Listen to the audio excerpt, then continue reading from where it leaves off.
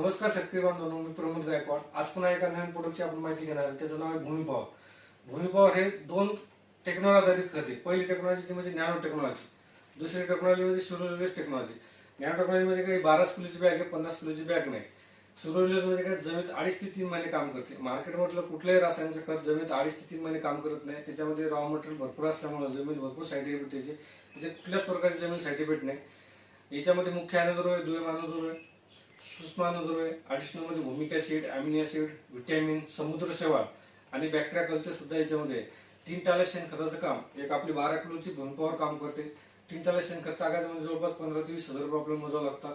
हे आपलं 2200 रुपयामध्ये आपलं त्या ठिकाणी काम होऊन जाते. याचे सर्वात महत्त्वाचं कार्य म्हणजे जमिनीचा पीएच मेंटेन करते. हाय जरी असेल तरी लो करायचं काम करते, लो असेल तरी मेंटेन करायचं काम म्हणजे न्यूट्रल पीएच करायचं काम करते. त्यानंतर जमीन नरम आणि भुसभुशीत करते. त्यानंतर जमिनीचे फिक्स झालेले खतं आहेत जे पिकाला